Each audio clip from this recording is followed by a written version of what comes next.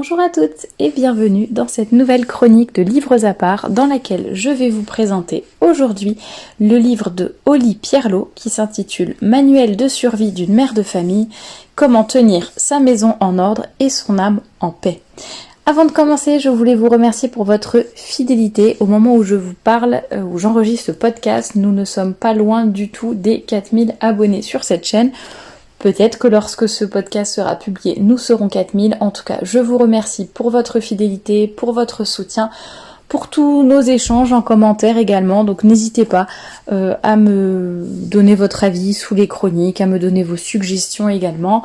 Et n'oubliez pas de vous abonner également pour ne rien manquer. Je sais qu'il y a pas mal de gens qui me suivent, qui m'écoutent, mais qui ne sont pas abonnés. Donc n'hésitez pas à cliquer sur ce petit bouton s'abonner. Ça ne vous coûte rien, c'est gratuit, mais ça permet de donner de la visibilité à mon travail et de le récompenser tout simplement. Alors, ce livre est un livre qui est paru aux éditions de l'Emmanuel en 2009, j'étais en train de chercher l'année, et donc qui a été écrit par une femme qui vit aux États-Unis avec son mari, au Canada, excusez-moi, au Canada avec son mari et ses 5 enfants. Alors c'est hyper drôle, la couverture du livre, en tout cas de l'édition que j'ai sous les yeux. Bon, vous le verrez parce que du coup j'ai mis la couverture sur la miniature YouTube comme d'habitude. Donc bon, regardez, je vous laisse, ça sera beaucoup plus simple que de vous la décrire, mais c'est vraiment super drôle de voir, voilà, on tient sa maison en ordre et son âme en paix d'une façon assez originale. Mais voilà, alors ce livre, j'en avais beaucoup entendu parler, il est vraiment assez connu, donc peut-être que vous le connaissez déjà. C'est un livre d'Holly Pierlot dans lequel elle raconte que voilà, il y a un jour où elle était au bord du burn-out parce que elle avait beaucoup de choses à faire, elle se sentait incomprise, elle se sentait découragée et donc elle a décidé de mettre en place quelque chose dans sa vie pour essayer de tout changer et d'être plus sereine et d'arriver pas forcément à faire plus de choses mais en tout cas à mieux les faire peut-être et d'être moins un peu dans la course. Enfin, vous voyez, quand vous faites un burn-out et que vous vous sentez vraiment dépassé en permanence par la moindre chose, voilà, elle voulait un peu sortir de ce cercle vicieux et de tout ce stress, et donc elle a décidé de mettre en place une règle de vie qui s'appuie voilà sur pas mal je crois qu'il y en a 5 priorités. Et en fait, elle explique, bon, en fait, au tout début quand même, les premiers chapitres, elle explique voilà un peu sa vie. Voilà, premier chapitre, je vais craquer. Deuxième chapitre, une règle de vie. Donc comme ça, on situe un petit peu quand même ce qu'elle a vécu. Et ensuite, un chapitre par priorité. Donc je suis en train de feuilleter en même temps. Et voilà, ensuite, synthèse de tous les éléments de votre règle. Il y a vraiment des tableaux, des choses très concrètes. Hein. Elle donne des idées, elle donne des... bon, après, le tableau, il est dans le livre, mais je veux dire, vous pouvez le copier, le reproduire sur un tableau Excel, l'imprimer. Il y a vraiment des éléments très concrets. Voilà, et puis... Voilà, le cœur d'une règle de vie de mère de famille, voilà, elle conclut ensuite et elle donne, il y a aussi des appendices, enfin des annexes et une bibliographie. Donc ce livre est vraiment très concret et ce qui est bien, enfin ce que j'ai beaucoup aimé, bon déjà c'est que même sans être mère de famille on peut pourquoi pas s'en inspirer.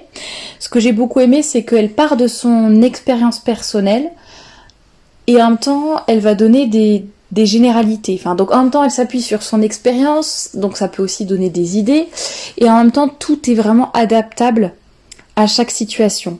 Mais en même temps, c'est vraiment des conseils concrets qu'elle va donner. C'est pas juste un peu dans le vague, etc. Comme je vous le disais, il y a vraiment des tableaux avec des chiffres, des tâches précises, des minutes, etc. qui sont indiquées.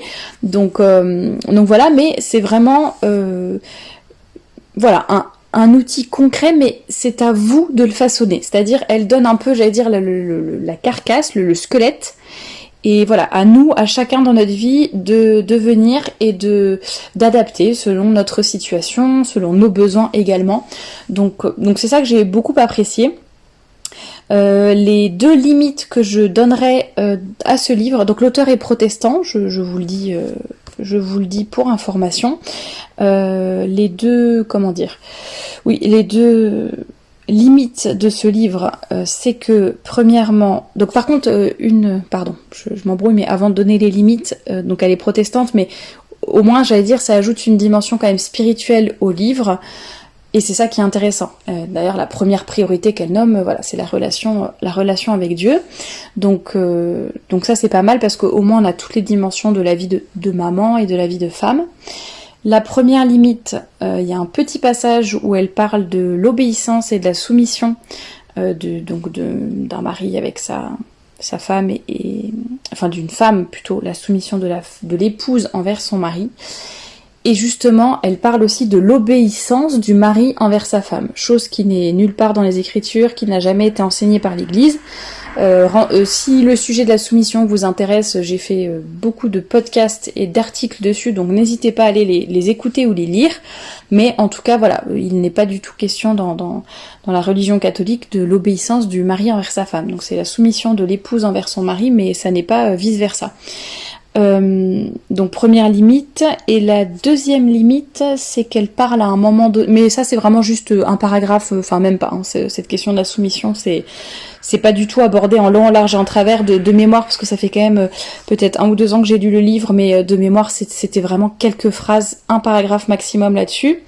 Et deuxième chose, par contre ça je me souviens pas si elle insistait lourdement sur ce sujet ou pas, mais elle parle elle inverse un petit peu les fins du mariage, qui sont donc, selon l'Église de toujours, le premier but du mariage, c'est donc la procréation et l'éducation des enfants.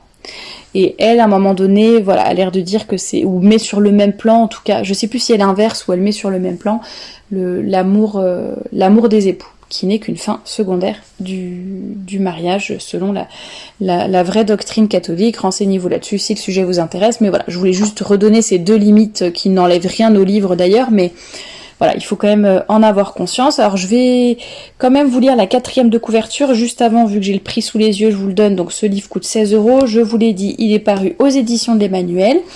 Il est quand même assez épais puisqu'il fait 270 pages à peu près, mais ça se lit vraiment très très facilement. Après, pour bien assimiler la règle, la faire sienne, trouver son propre rythme, sa propre règle de vie, bah évidemment il faudra plus de temps, mais voilà, le lire en soi c'est assez rapide. Alors la 4e de couverture.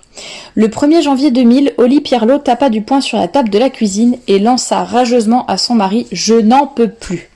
Elle s'était laissée dépasser par son travail de mère. Tout était en désordre, le linge sale traînait. Oli, découragée, se sentait incomprise. Impossible de trouver le temps de souffler, de jouer avec ses enfants ou de sortir avec son mari. Aujourd'hui, tout va beaucoup mieux. Sa maison est devenue propre, elle prend le temps de souffler et ses enfants sont plus épanouis. Moins de stress, moins de cris et moins de tâches ménagères. Oli a été libérée de ce qui perturbait son âme et son foyer. Elle passe 1 heure par jour à prier et trouve du temps chaque soir pour être avec son mari. Elle a opéré ces changements grâce à ce qu'elle appelle sa règle de vie de mère de famille. Un modèle de vie qui allie la sagesse spirituelle des moines et des moniales à la sagesse pratique d'une maman. La règle ici proposée est bien plus qu'une méthode d'organisation. C'est une façon pour les mères chrétiennes de répondre à l'appel de Dieu à la sainteté. Voulez-vous être une meilleure épouse et une meilleure mère? Avoir une vie mieux réglée? Grandir dans l'union à Dieu, à moins que vous ne soyez déjà désespéré? En vous fixant une règle personnelle, vous apprendrez à faire régner la paix dans votre maisonnée, à vous rapprocher de Dieu, à aimer davantage votre mari et à élever vos enfants en chrétiens. Dans ces pages pratiques et pleines de sagesse, Oli Pierlot vous montre comment y parvenir. Donc j'ajoute juste une petite chose, mais je crois que je l'ai déjà dit, même si vous n'êtes pas maman, ce livre pourra vraiment vous aider. Bien sûr, là c'est très centré sur la famille, les enfants, etc. Mais je pense que si de façon générale vous êtes un petit peu dépassé ou vous sentez que vous avez un peu besoin d'être recadré, d'avoir une règle de vie, voilà, ça peut quand même vous inspirer, vous donner de bonnes idées. Donc n'hésitez pas à lire ce livre, même si vous n'êtes pas forcément mère de famille, voilà. Donc voilà tout ce que je voulais vous dire pour ce livre d'Oli Pierlot. N'hésitez pas à me dire si vous l'avez lu, si vous l'avez aimé, voilà, peut-être les limites que vous lui avez trouvées, ou au contraire, comment ça vous a aidé. Ça peut être vraiment intéressant et ça pourrait peut-être inspirer d'autres personnes et les pousser à le lire si voilà, s'ils se trouvent dans la même situation que vous. Voilà pour cette chronique de livres. N'hésitez pas à me dire ce que vous en avez pensé. Si vous avez aimé cette vidéo, vous pouvez aussi laisser un pouce bleu juste en dessous. Et je vous mets évidemment en description le lien pour acheter le livre. Et je vous dis à la semaine prochaine pour une nouvelle chronique de livres.